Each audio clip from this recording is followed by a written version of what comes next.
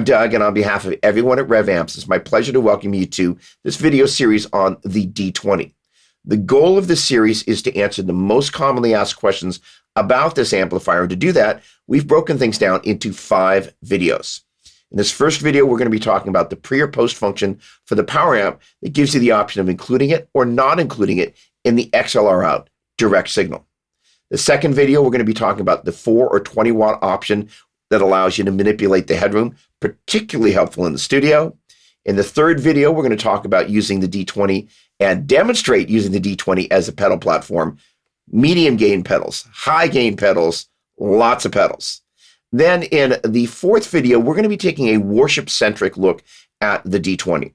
There are a lot of features that make this, in my opinion, the best amp for worship out there. But here's the thing. If you're not a worship musician, one of the things I always say about people that play at church is not everybody who plays at church just plays at church.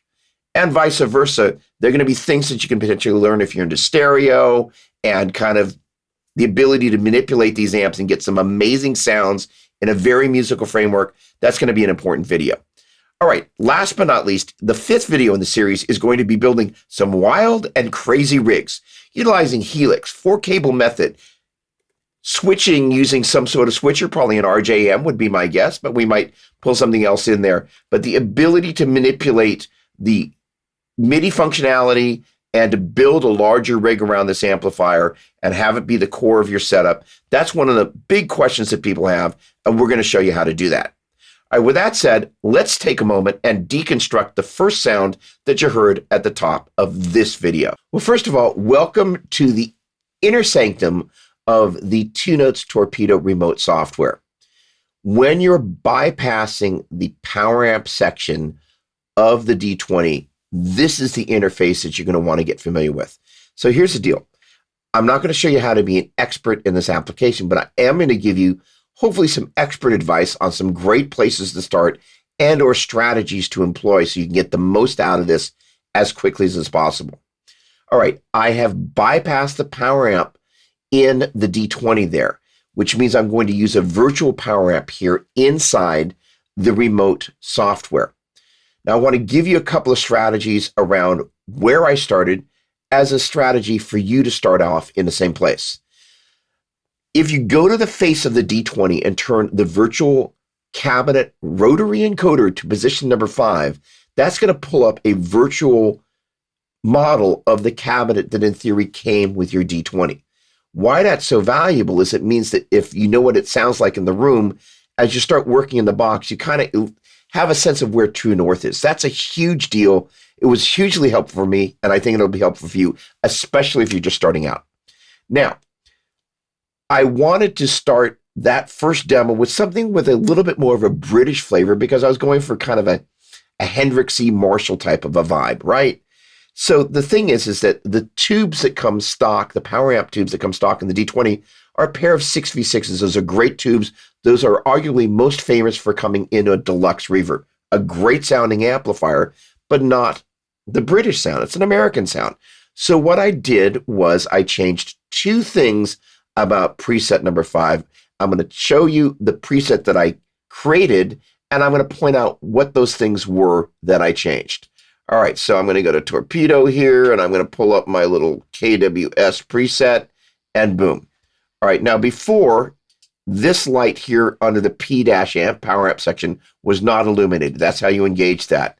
And in turn, you're going to see it says PP KT88, and that stands for push-pull KT88. That's the type of tube that I went for.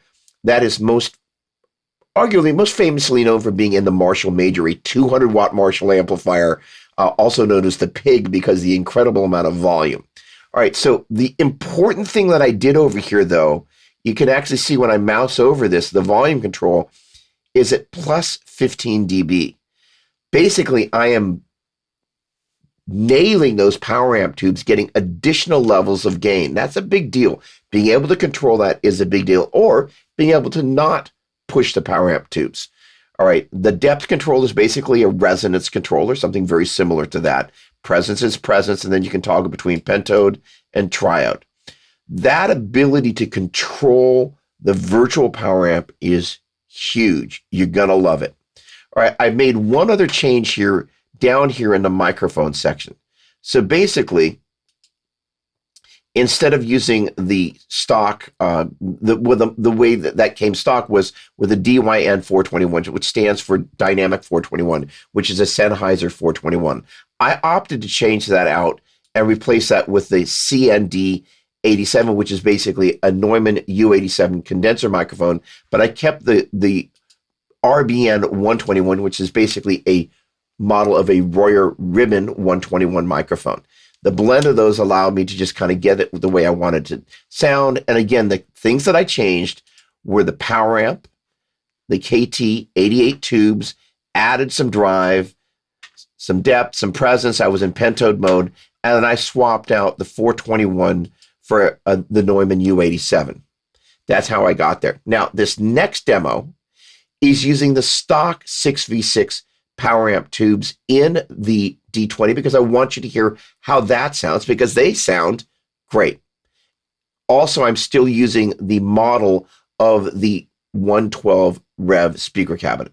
Here we go.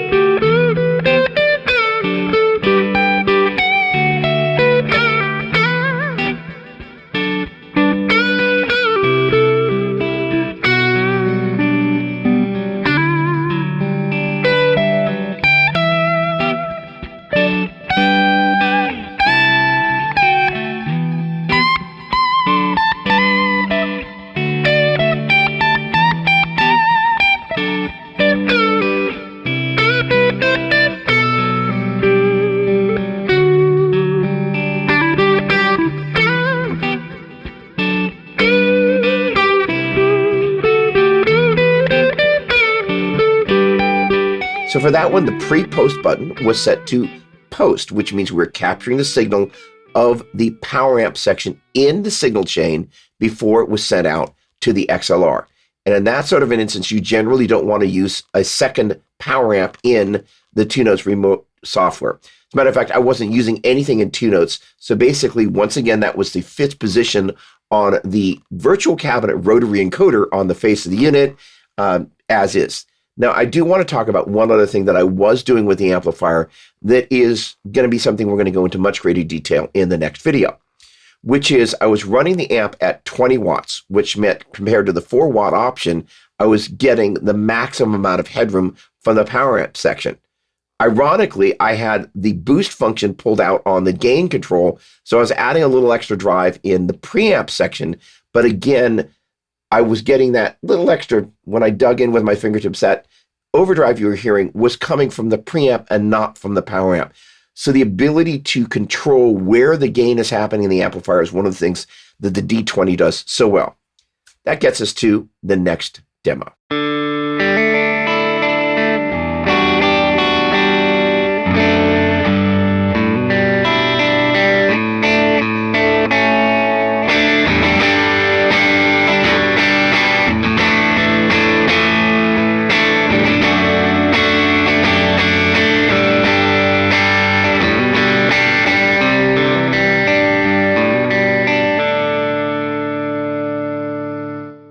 So for that one, we kind of pulled out all the stops. That was both D20s, one running at 20 watts, the other running at 4 watts. And we're going to go into that in much greater detail next week.